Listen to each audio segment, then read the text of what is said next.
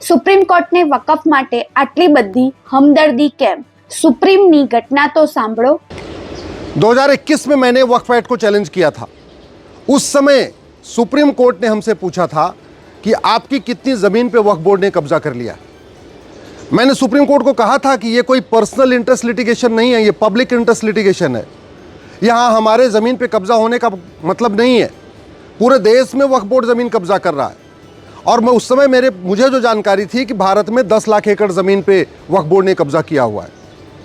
हालांकि बाद में अभी पार्लियामेंट में पता चला अब तो 40 लाख एकड़ ज़मीन पे वक्फ बोर्ड ने दावा ठोक रखा है। जब मैंने वो नोट्स पढ़ने की कोशिश की तो उस समय मुझे माननीय सुप्रीम कोर्ट ने अपना नोट्स पढ़ने से मना कर दिया था और ये कहा था कि जो कानून है वो केवल एकेडमिक तरीके से चैलेंज नहीं हो सकता है, आपको इस्टेब्लिश करना पड़ेगा कि वक्फ बोर्ड अपनी पावर का मिसयूज़ कर रहा है। जब हमने नोट्स दिखाना चाहा, हमने बताना चाहा कि हाँ मंदिरों पे कब्ज़ा हो रहा है, गाँवों पे कब्ज़ा हो रहा है, सड़क के किनारे कब्ज़ा हो रहा है, तो नोट्स भी नहीं पढ़ने दिया और मजबूरी में मुझे अपनी PIL वापस लेना पड़ा। मैं दिल्ली हाई कोर्ट गया। दिल्ली हाई कोर्ट ने 2022 में सरकार को नोटिस जारी किया। उसके बाद देश भर में 120 से ज़्यादा PIL फाइल हो गई पूरे देश में। अब जब नया वक्फ कानून आया और उस नए कानून के खिलाफ इमरान प्रतापगढ़ी, ओवैसी जी, अमानुल्लाह खां जी, पर्सनल लॉ बोर्ड, मदनी जी, ये सब लोग जब सुप्रीम कोर्ट आए तब सुप्रीम कोर्ट ने उनसे किसी भी याचिकाकर्ता से ये नहीं पूछा कि आपके पूर्वजों ने कितनी ज़मीन वक्फ किया है और आपके पूर्वजों ने जो ज़मीन वक्फ किया है उसमें से कितनी ज़मीन सरकार ने इस कानून को उपयोग करके वापस ले लिया। हमसे पूछ रहे थे कि वक्फ बोर्ड ने आपकी कितनी ज़मीन पे कब्जा कर लिया। और जब दूसरी तरफ आज ओवैसी जी और बाकी लोग कह रहे हैं कि सरकार सारी ज़मीन ले लेगी, सरकार सारी ज़मीन ले लेगी, तब एक भी बार नहीं पूछा कि आप मुझे कोई एक एग्जाम्पल बताइए कि जहां पे सरकार ने नए कानून का उपयोग करके कोई भी वक्फ प्रॉपर्टी वापस लिया हो। और धड़ाधड़ सुनवाई शुरू हो गई। एक भी याचिकाकर्ता से ये नहीं कहा कि आप हाई कोर्ट जाओ, क्योंकि 120 याचिकाएं पूरे देश में पेंडिंग पड़ी हुई हैं। इसलिए मुझे कई बार लगता है कि कहीं न कहीं हम लोगों के साथ सुप्रीम कोर्ट के अंदर सौतेला व्यवहार किया जाता है। और उसका सबसे बड़ा कारण यह है, जब मैंने national minority commission act challenge किया उस समय सुप्रीम कोर्ट ने कहा था हाई कोर्ट जाओ। हमने वक्फ एक्ट चैलेंज किया, उसके बाद कहा हाई कोर्ट जाओ। कई बार ये मेरे साथ हो चुका है।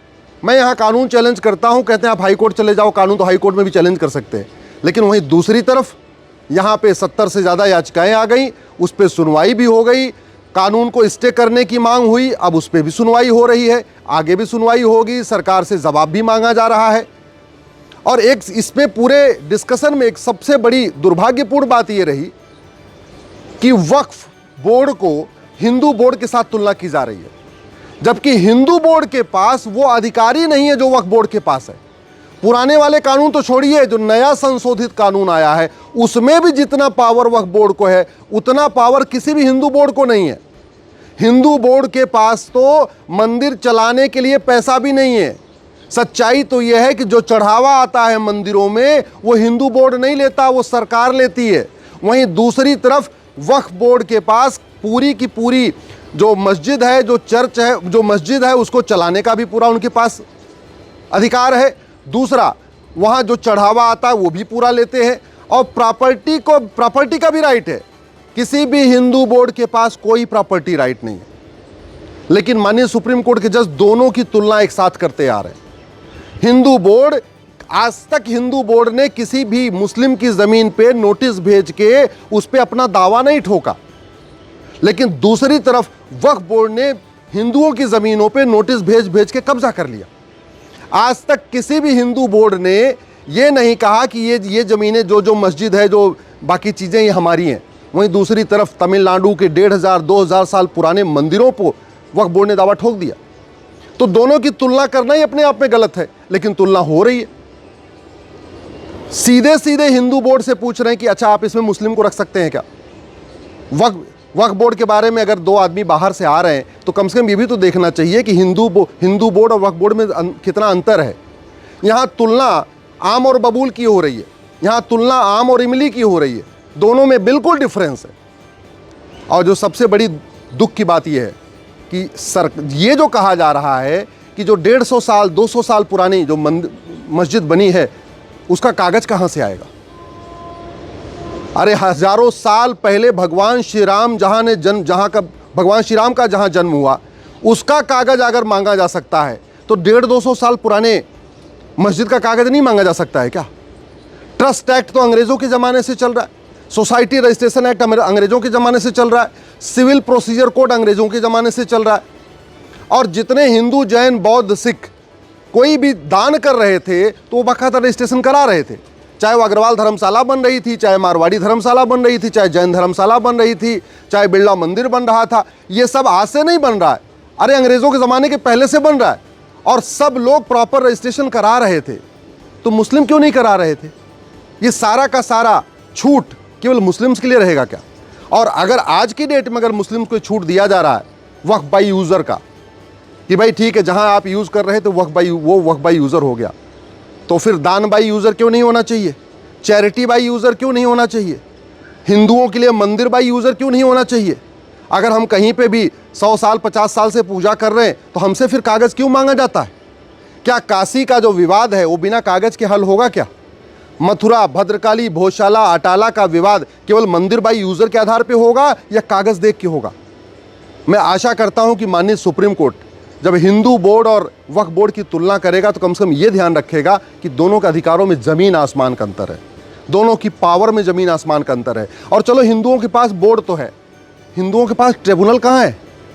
मुस्लिम्स के पास तो वक्फ ट्रिब्यूनल भी है, उनका मुकदमे का फैसला वक्फ ट्रिब्यूनल में होता है। हिंदुओं के लिए अपना हिंदू ट्रिब्यूनल तो नहीं है, क्रिश्चियन के लिए अपना क्रिश्चियन ट्रिब्यूनल नहीं है, जैन के लिए अपना जैन ट्रिब्यूनल नहीं है, बौद्ध के लिए अपना बौद्ध ट्रिब्यूनल नहीं है, पारसी के लिए अपना पारसी ट्रिब्यूनल नहीं है, यहूदियों के लिए अपना यहूदी ट्रिब्यूनल नहीं है, लेकिन मुस्लिम के पास वक्फ ट्रिब्यूनल है। तो कहीं ना कहीं आम और इमली की तुलना की जा रही है, कहीं ना कहीं ये पूरी तुलना ही गलत हो रही है जो हिंदू बोर्ड की तुलना मुस्लिम बोर्ड के साथ हो रही है। ये पूरी तरीके से नाइंसाफ़ी है। और हम लोगों की याचिका अगर देश भर के अलग अलग हाई कोर्ट में है तो माननीय सुप्रीम कोर्ट को यहाँ सुनने की बजाय यहाँ जो याचिका करता आए थे उनसे भी पूछना चाहिए था कि आपके पूर्वजों ने कितनी ज़मीन वक्फ किया, नया कानून बनने के बाद सरकार ने कितनी ज़मीन आपकी वापस ले लिया, और तीसरा जब 120 याचिकाएं कोर्ट में पेंडिंग हैं अलग अलग हाई कोर्ट में तो फिर आप सुप्रीम कोर्ट क्यों आए हैं? आप भी हाई कोर्ट जाइए। ये होता है तराजू का पलड़ा एक बराबर करना, ये होता है सबके साथ एक समान न्याय करना। लेकिन कहीं ना कहीं वक्फ के मामले में माननीय सुप्रीम कोर्ट ने हम लोगों के साथ भेदभाव किया है। हमें इस बात की निराशा भी है, हमें इस बात का दुख भी है, और मैं आशा करता हूं कि कम से कम अब आने वाले तारीख पे इस बात का फैसला होगा। या तो हम लोगों की जो 120 याचिकाएं हैं वो भी सुप्रीम कोर्ट आए और पहले हम लोगों की सुनवाई हमें सुना जाए, क्योंकि हम 2021-22 से लड़ रहे हैं, या तो जो हमारी सुप्रीम कोर्ट में याचिका थी उसी को रिवाइव कर दिया जाए, पहले हम लोगों को सुन लिया जाए। हम पुराने कानून को ख़त्म करने की मांग कर रहे हैं तो पहले उस पर सुनवाई हो जाए, उसके बाद नए कानून पे सुनवाई हो, क्योंकि सीरियल में हम तो पहले से आए हुए हैं यहाँ पे। ऐसे नहीं होना चाहिए। हम जो 1995 वाले कानून को चैलेंज करके बैठे हुए हैं, हमारी याचिकाओं पे सुनवाई ना हो, लेकिन 2025 में जो कानून बना है उसकी याचिकाओं पे सुनवाई हो जाए, तो ये जो करना हमारे साथ बहुत बड़ा भेदभाव होगा। શું સુપ્રીમનું વર્તન તમને બરાબર લાગે છે?